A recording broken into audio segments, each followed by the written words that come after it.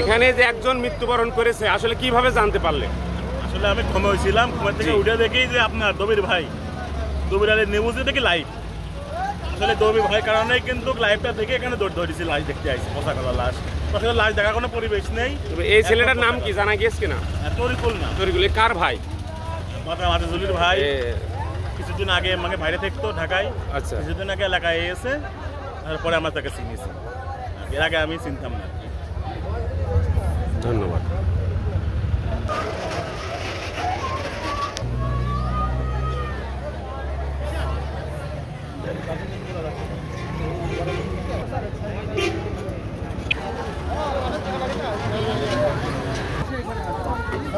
দীর্ঘদিন বলতে স্যার ঢাকায় থাকতো, ঢাকা থেকে ব্যাপারী পাড়ায় থাকতো। এই মেয়েটা যে মেয়েটার সাথে তার সম্পর্ক করেছে ফারুক নামে, তার হলো ওই মেয়েটার স্বামী। সেই মেয়েটার সাথে সম্পর্ক করে এ চলে যায় আবার ঢাকায় থেকে মানে এই 15-20 দিন ধরে আবার এখানে আইসে স্যার। কোনটা বউ স্যার?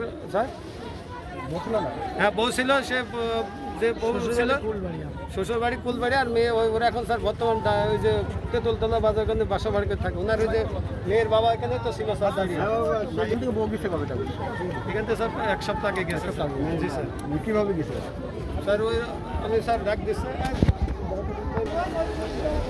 ঝিনাইদহ জেলা পুলিশ অফিসার এখানে উপস্থিত হয়েছেন।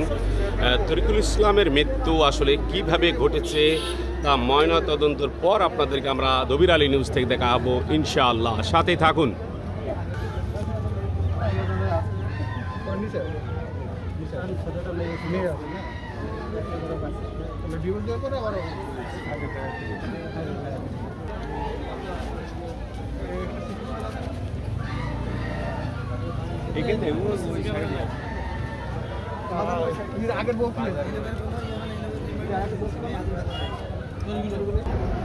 দর্শক, ইতিমধ্যে আপনাদেরকে আমরা জানানোর জন্য চেষ্টা করছি ঝিনাইদহ সদর উপজেলার 7 নম্বর মহারাজপুর ইউনিয়ন বিষয়খালী কেশবপুর গ্রামের আজিজুল ইসলামের ছোট ভাই মোহাম্মদ তারিকুল ইসলাম।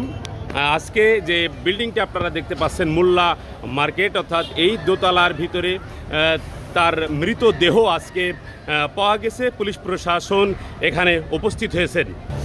তবে বিস্তারিত আপনাদেরকে আমরা ভালো করে জানাবো ইনশাল্লাহ ময়না তদন্তর পরে। আসলে কি ঘটেছিল, কি হয়েছিল সেটা এখানে আসলে এখনটা সেই তথ্যটা দিতে পারছি না বলে আন্তরিকভাবে দুঃখিত। আমার কাছে বসে রয়েছে, তুমি আমি তুমি কিনা দেখো আছে, আমি তারিকুল, আমার ভাই লাগতো রেখে আমি বলছি যে তুই চলে গেছি, আমার বাড়ি মরে গেছি। আজ 16 বছর ধরে খোঁজ খবর নেই। বলছে ভাই আমি আছে যে বাইসে আছি, আমি যাই ভুল বিনার্জি করেছি, আমি আর কোথাও যাবো না, এখানে থাকবো। এবার বিষয়খানে থাকে এটা আমার বাড়ি যা আশা করে, পুরীর বাড়ি যা আশা করে। এরপরে কত ভাই আমি বিয়ে থাকবো, বলি আমি করলাম যে তাহলে বিয়ে থাকতে যখন করে আইসি, তো বিয়ে থাকা করতে হবে, সংসার করতে হবে। আমার মাটা আছে, ওখানে জমি আছে, আমি টেলিভিশনে চলে আসি, ঠিক আছে? ওখানে একটু ঘর তো বেঁধে থাকে, আর ওখানে বিয়ে থাকে থাক। এরপরে ঝিনে দেয় বাসা ভাড়া দিয়ে, বাসা ভাড়া দেওয়ার পরে ইনার দিলেন আমরা আমার ভাইয়ের সাথে বিয়ে করার পরে বাসা মারা আমার ভাই আমি বললাম যে তুই এসে কিনারে জমি দিয়েছে, বাড়ি দিয়েছে, বাড়ি করতে দিয়ে থাকা নেই, গাড়ি বাড়ি চালা, তুই বাসা ভাড়া থাকবি কেন? ওই জন্য ওপর আবার রাগ হয়েছে, আমি খোঁজ খবর রাখি। এরপরে ভাড়া নিয়েছে, এই ঋণটা ভাড়া নিয়েছে। আমি এই পথে ঘরের মালিক আমার কাছে যাওয়ার 2 দিন আগে এই পোস্টমাস্টার আছে খড়িখালি, সিটি নেবে বলছে তোমার কি হয়? পোস্টমাস্টার বলছে আমি তো স্টাইলে বাদাম দিচ্ছি। তা বলছে যে তোমার ভাইয়ের সিটি আছে। আমি তো আমার ভাই এখানে ভাড়া থেকে দোতলায়, আপনি সিটিটা দোতলায় ওখানে আছে, ওখানে এটা আজ 1 সপ্তাহ 8 দিন 10 দিন আগের কথা বলে। তা বললেন যদি আমি ওখানে না পাই তাহলে সিটির দিকে থেকে এসে আপনার পিছিয়ে ছিল। তখন বললো বউ ঠিক হচ্ছে সিটি, এই কথা বলি। বলার পরে আমার ভাই আমরা ফোন ধরেন আমার মা ওই সিটিটা বউ ডিপোজিট সিটি, ইনার স্ত্রী আর হচ্ছে ইনার মেয়ে কিন্তু সেই স্বামীটা চলে গেছে ডিভোর্স দিয়ে। আর রিপোর্ট পাঠাই দিয়েছে। হ্যাঁ, আর এনার বাড়িওয়ালার আছে, ইনি আছে ভাড়া ঘরে করতে হয়।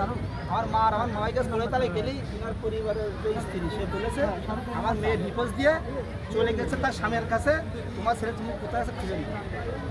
অতএব এর 2 দিন পরে এই ঘর মালিক আমার কাছে যে কাছে তোমার ভাই যত আছে যে কথা কাজে মিল নেই, তা কেন খকন মূল্য এই ঘরের মালিক বলছে তোমার ভাই তো কথা কাজে মিল নেই, তোমার ভাই আর 4 দিন আমার ঘরে উঠেছে, 1 টাকা ভাড়া দিইনি, প্রতি মাসে 2000 টাকা ভাড়া।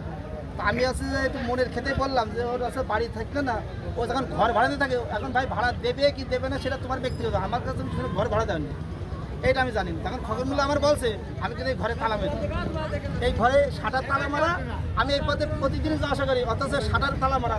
এই খগনমূল্য কিন্তু 1 সপ্তাহ 8 টাকা আমার বলেছে ঘর কিনে তালা মেরে দেবো, তার ঘরের ভিতরে কি আছে কি না আছে তার যেভাবে সবই রয়েছে, বাইরে থেকে তালা মারা। এইবার এই খগনমূল্য আমার কাছে আমি শোনার পরে মরে গেছে, মরে এলো ঘরের মধ্যে।